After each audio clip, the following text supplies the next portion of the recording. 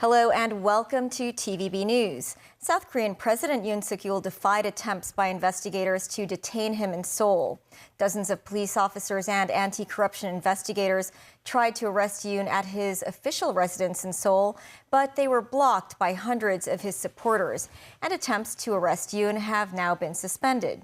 South Korean authorities also arrested 2 military leaders for their role in the ill-fated December 3rd martial law declaration by Yoon. Nazvi Karim with more. Dozens of South Korean police in yellow jackets form a line outside the president's official residence in Seoul, looking for a way in. In front of them, they appear outnumbered by crowds of supporters of President Yoon Suk-yeol. More police officers on the other side of the road. Unseen among the throng are about 200 personnel from the president's own security service, who blocked and reportedly scuffled with police and investigators. It was a tense standoff that lasted around 6 hours. In the end, the authorities withdrew out of concern for their safety. Far fewer yellow jackets here as the agency investigating Yoon expressed serious regret about the attitude of the suspect. Yoon, a former prosecutor, has defied investigators' attempts to question him for weeks. The last time he is known to have left the residence was on December 12th. Yoon was last month impeached by Parliament for declaring martial law on December 3rd, citing anti-state and pro-North Korean activity by the opposition. Troops were sent into the capital, but martial law lasted just 6 hours after the National Assembly blocked it, but not before plunging South Korea into a political crisis. In the weeks after the incident, Yoon, as well as Prime Minister and Acting President Han Duck-soo, have been impeached. On Tuesday, a Seoul court issued a warrant for Yoon's detention, but enforcement is difficult while he remains at his official residence. His lawyers say it's based on a law that protects locations potentially linked to military secrets from searches without consent. They also say that police officers do not have the authority to detain Yoon. Nazvi Karim, TVB News. Back locally, the government is considering installing a smart and green mass transit system in East Kowloon with the addition of Lambton North Station. The move is expected to benefit more than tens of thousands of residents at 3 public housing estates nearby. Jackie Lin reports. The proposed smart and green mass transit system in East Kowloon boasts a total length of about 7 kilometers. Its original plan included 8 stations, and they will pass through neighborhoods such as Choi Wan, Shunli, Shannon, Samaoping, Potat, and Mayaotong. In a media interview, Secretary for Transport and Logistics Mabel Chen said, according to the results of the latest feasibility study, a longer tunnel must be constructed from Lambton Station to Yaotong. The route requires more engineering complexity, is costlier, and some Lambton residents do not benefit from the new railway. Chen said they could be overcome by some technical adjustments. That's with the tunnel alignment being moved slightly to the left, closer to Lambton North. Chen said that could benefit about tens of thousands of residents of Tacton Estate, Hington Estate, and Lambton Estate. She said a station will be set up nearby, provisionally named Lambton North Station. The government is aiming to invite tenders for the project in 2026. Kowloon East lawmaker Ngan Man-yu said the move can further solve congestion in the district. Ngan said the new plan will be more cost-effective without the need to dig a tunnel, which requires fire safety infrastructure and other more extensive site formation work. Meanwhile, the transport chief also revealed 5 taxi fleets approved earlier by the government will be in service in March at the earliest. Jackie Lin, TVB News. The MTR Corporation has multiple railway projects in the pipeline that may cost more than $200 billion over the next 10 years. Sources say the company may issue bonds or sell some property assets. Projects in the early stages of construction include Kutong Station and the Tuen Mun South Extension, costing $100 billion. The Northern Link and the South Island Line extension also require investment of some $100 billion. Billy Mack, an academic in finance from Baptist University, said the market may be able to absorb bond issuance better if each batch is not too large. The Kai Tak Sports Park is set to hold the University Sports Federation of Hong Kong China's Rugby Sevens tournament this Sunday. Celine Chan was at the Kai Tak Sports Park to check out the stadium's readiness. Rugby goalposts have already been set up at the Kai Tak Sports Park's main stadium, which can host 50,000 spectators. Workers are adding the finishing touches to the stadium. Sports Commissioner George Choi said the infrastructures at the main stadium are mostly completed, including a flexible pitch system as well as a retractable roof that allows different world-class sports and cultural events to take place. The stadium also has more than 30 fixed snack stalls, as well as the Champion, one of the largest sports bars in Asia with a terrace deck that is around 100 meters long. Some 10,000 spectators would be able to check out these exciting facilities on Sunday as they enjoy the Rugby Sevens tournament held by the University Sports Federation of Hong Kong. But they are reminded that no long umbrellas nor any food or drink would be allowed on the sports ground. We put together every element into practice, into one single event, so that we can have certainty, or we can have a more realistic test on the performance when all these elements are put together. We will be progressively increasing the complications, the scale, as well as the number of spectators of all of our test events. The Kai Tak Sports Park's main stadium will host its first charity concert in the middle of this month, as well as a large-scale drill in late January. Celine Chan, TVB News. A mandatory Provident fund consulting firm revealed today that each MPF member earned over $22,000 on average last year.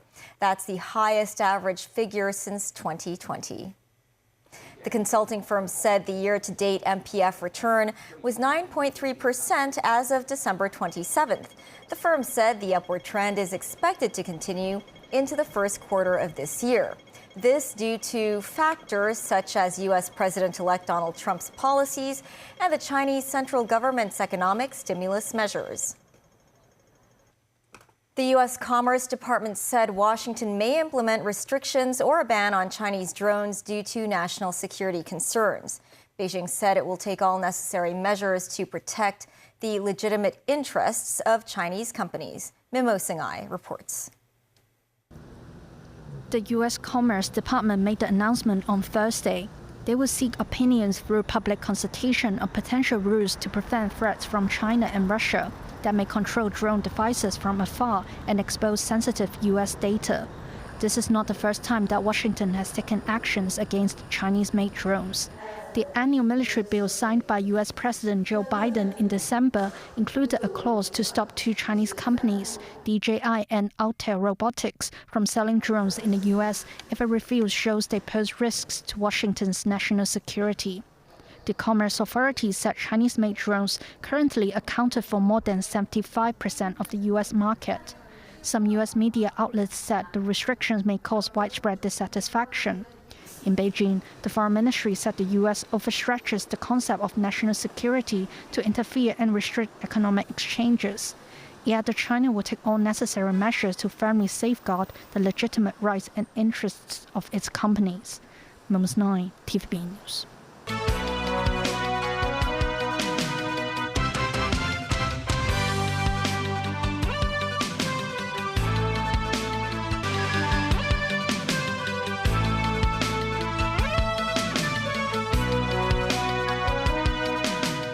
Welcome back. The 2025 Farm Fest, boasting locally grown products, opened this morning and will be held for 3 days at the Fa Hoi Park in Mong Kok. Ann Ip reports. A spectrum of agricultural products are sold at the stalls, including fish, fruits, plants, and even purple vegetables. Goods are grown locally as the event promotes domestic agricultural businesses. People coming around, they're willing to pay for some of the fresh and organic veggies from basically harvest in Hong Kong and plant in Hong Kong. In total, we hope we can have like 30K or more for sure. Another vendor has confidence that his products will sell well during the event. Many people coming, maybe a few hundred fish can sell in this 3 days. One visitor said the delicious food she bought in the Farm Fest last year enticed her to come back. She said the taro she ate from the same store during last year's festival was so good that she couldn't stop thinking about it. A woman said she came today to support Hong Kong products. I'd like to buy a very fresh vegetable here, and I really want to support local farming. Chairman of the organizing committee, Eric Lau, said he believes more people will turn up to the event this year thanks to improved promotional efforts. Lau expects attendance to reach up to 200,000 this year, a significant increase of around 40,000 compared to last year. He hopes that this event will help more people appreciate the diverse range of agricultural products Hong Kong has to offer. And TVB News. A 33-year-old man died in a suspected stabbing attack in Tuen Mun. The incident has been listed as murder. Jackie Lin reports. A pair of sandals and a bloodied aftermath. At about 10 p.m. on Thursday, police received a report from the security guard of a residential building at Po Tin Estate in Tuen Mun, saying that a man was lying in the lobby. The victim of an alleged stabbing attack was taken to Tuen Mun Hospital, where he was pronounced dead after resuscitation attempts failed. The police said the 33-year-old deceased man was a drug addict. Police officers combed through the scene overnight and reportedly found a knife in a nearby planter. It's not sure yet if the knife is related to the case. After preliminary investigations, another man, also a drug addict, was listed as wanted by the police. The man allegedly had a row with the deceased over a woman. It is believed that the suspect slashed a hard object into the left side of the deceased's chest. A 44-year-old woman was also arrested for misleading police officers during the investigation. The Regional Crime Unit of Tuen Mun District is following up on the case. Jackie Lin, TVB News. In Las Vegas, it's now been revealed that a highly decorated U.S. Army soldier was inside a Tesla Cybertruck packed with fireworks that exploded outside Trump International Hotel. He shot himself in the head just before detonation. Tracy Furness has more. Authorities now know the driver inside the Tesla Cybertruck that burst into flames outside President-elect Donald Trump's Las Vegas hotel on New Year's Day. He was Matthew Allen Livelsberger, age 37, a highly decorated soldier who had served in the U.S. Army since 2006, rising through the ranks, and was on approved leave when he died. Livelsberger's neighbors in Colorado Springs were shocked by the news. We had to take our dogs out. We walked up towards the police and we asked them if everything was okay because they had both exits to entrances and exits to our neighborhood blocked off with caution tape, and we thought that was weird. And then we started getting information that it could be the person whose Cybertruck exploded in Las Vegas could live here. Neighbors said Livelsberger had a wife and baby and did not give any sign of posing a danger to anyone. The Las Vegas truck explosion, packed with firework mortars and camp fuel canisters, came hours after Shamsuddin Bahar Jabbar rammed a truck into a crowd in the New Orleans French Quarter. The attacks were unrelated, according to the FBI, but both Livelsberger and Jabbar spent time at a base formerly known as Fort Bragg in North Carolina. Tracy Furness, TVB News. Apple has reportedly agreed to pay $95 million to settle a years-long privacy lawsuit accusing its voice assistant Siri of eavesdropping. The plaintiffs allege that Siri routinely recorded their private conversations through iPhones and other devices without consent. Danny Zhou tells us more. A class action lawsuit pitched in 2019 claimed that Siri could be accidentally activated during a conversation intended to be private or confidential, even when the user did not issue voice commands, such as, "Hey Siri." Hey Siri. There are also allegations of Apple sharing the data harvested from users' conversations with third-party advertisers to sell products. An amended complaint was filed in 2021. It is reported that one of the plaintiffs said their mention of Air Jordan sneakers in Olive Garden restaurants near a Siri device triggered targeted ads for those products. Another plaintiff asserted he got ads of a surgical treatment brand after having a private discussion with his doctor. On Tuesday, Apple filed the preliminary settlement in a federal court in Oakland, California, to resolve the case. While Apple did not acknowledge any wrongdoing, it agreed to pay $95 million in cash, which is about 9 hours of profit for the tech giant. It will apply to US-based individuals who owned iPhones and other Apple devices from September the 17th, 2014 through December the 31st, 2024. The settlement is now awaiting approval by a district judge. If it is approved, eligible consumers can submit claims for up to 5 Siri-enabled devices and may receive compensation of up to $20 for each affected device. Danny Zhou, TVB News. With less than 4 weeks until the Lunar New Year, a union suggests hiring housework assistants for spring cleaning at an hourly rate of $170 or more. The Labor Union and the Home Services Employees Association surveyed more than 200 housework assistants last October, finding that almost 90% of respondents hoped for a minimum hourly rate of $150 for this year's spring cleaning. The Labor Union recommends employers offer $170 or more. The union reminds employers to purchase labor insurance for housework assistants.